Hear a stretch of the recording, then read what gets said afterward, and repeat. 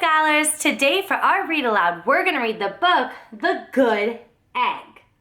Now, in our book, The Good Egg, it's going to be our job to see how the main character is in the beginning of the book, how he is in the middle of the book, and how he might change at the end of the book.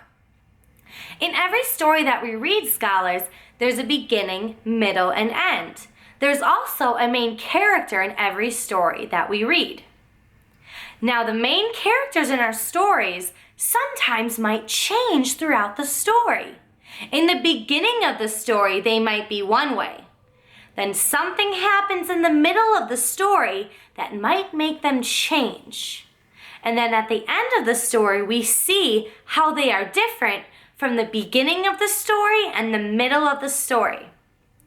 Now, when we read our book, The Good Egg, we need to keep thinking about that and how the good egg starts in the beginning of the story, how he is in the middle of the story, and how he changes at the end.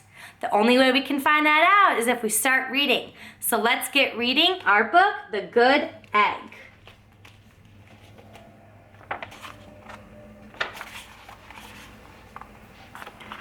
Oh, hello.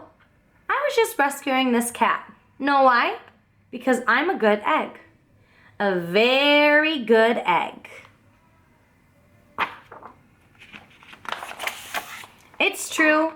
I do all kinds of good things, like I'll carry your groceries, I'll water your plants, I'll change your tires, I'll paint your house.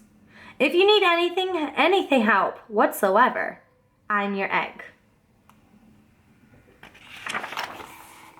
I've always been a good egg.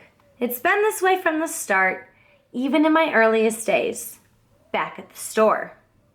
There were a dozen of us living together under one recycled roof. There was Meg and Peg and Greg and Clegg and Shell and Shelly and Sheldon and Shelby and Egbert and Frank and other Frank. The other 11 eggs weren't on their best behavior. They weren't exactly good. They ignored their bedtime. They only ate sugary cereal. They threw tantrums. They cried for no reason. They broke their stuff on purpose. Oh my goodness, there's a lot of naughty eggs in that carton, huh? Meanwhile, I tried to take charge. I tried to fix their bad behavior. I tried to keep the peace because I was a good egg. A very good egg. Ooh, so scholars, in the beginning of our story, we have an egg, a very good egg, who's trying to make sure his other egg friends don't get in trouble or aren't naughty. I wonder what will happen that might make him change from worrying about his other egg friends in the beginning of the story. I wonder what's going to happen. Nobody seemed to care, though. Every night I was exhausted. My head felt scrambled. And there's our good egg, really tired, and he's going, oh, I'm so tired of this. And all the other friends are just laughing and having fun. Then, one fateful morning, I noticed some cracks in my shell. They were everywhere. And he's looking in the mirror going, yikes, look at those cracks. How did that happen? My doctor said it was from all of the pressure I was putting on myself. The pressure of making sure everybody was as good as me. I was cracking up, literally. Something had to change. I'd had enough. I wonder what the very good egg is going to do. I told Meg and Peg and Greg and Clegg and Shell and Shelly and Sheldon and Shelby and Egbert and Frank and other Frank that I was leaving. I can't be the only good egg in a bad carton, I said. Blah, blah, blah, they replied. I left that night. Well, that's not very nice, scholars, isn't it? So it seems like in the beginning of the story, he's still trying to be a very good egg and take care of the other eggs. But then he gets cracks in his head, and he realizes that he has to start worrying about only himself and not other people. So he left his egg carton house with his egg friends, and he's going somewhere. I wonder where he'll go, and I wonder what will happen. I wandered from town to town. The hours became days. The days became weeks. I lost track of time. I was alone. Out there on the road under the stars, I really tried to focus on myself and what I needed. I took walks. I read books. I floated in the river. I wrote in my journal. I found simple moments to be quiet. I breathed in. I breathed out. I even started painting. Oh, so he seems like he's having a lot of fun just doing stuff that he enjoys and worrying about himself. For once, I found time for me. And guess what? Little by little, the cracks in my shell started to heal. My head no longer felt scrambled. I started to feel like myself again.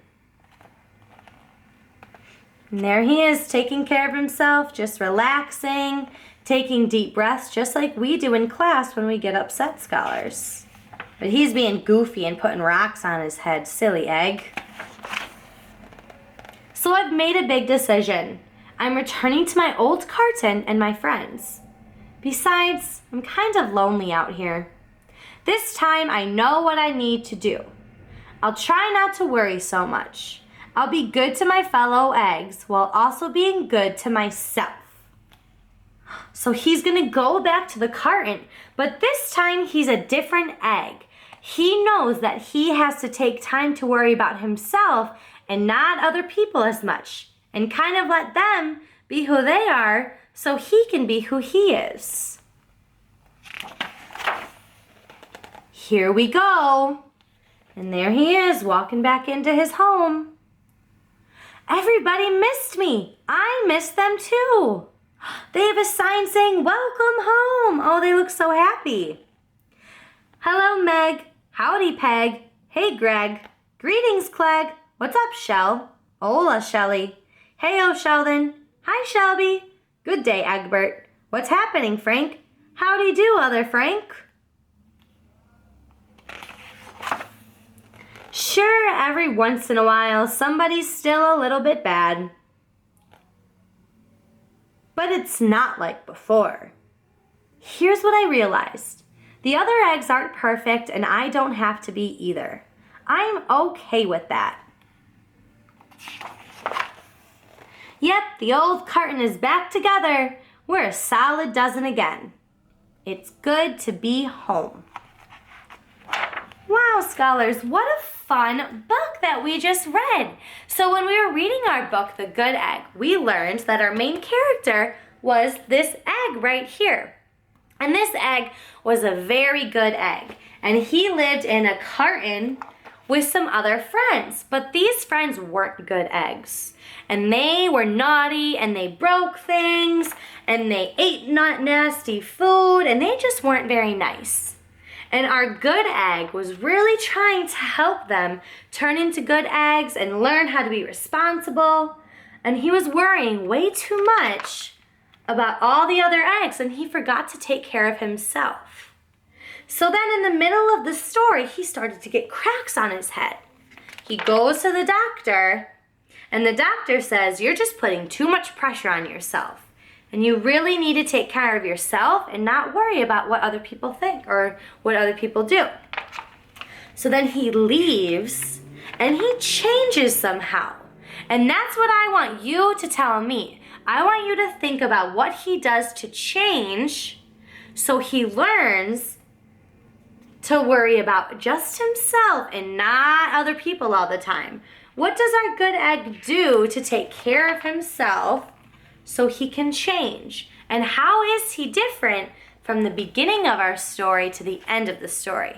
Those are the questions that I want you to think about. I really hope you enjoyed this book. This is one of Miss Strathman's favorite books. but I know I have a lot of favorite books, but that's because I love reading to you guys. So I really hope you're growing your brains and reading along with me so soon we can all read together.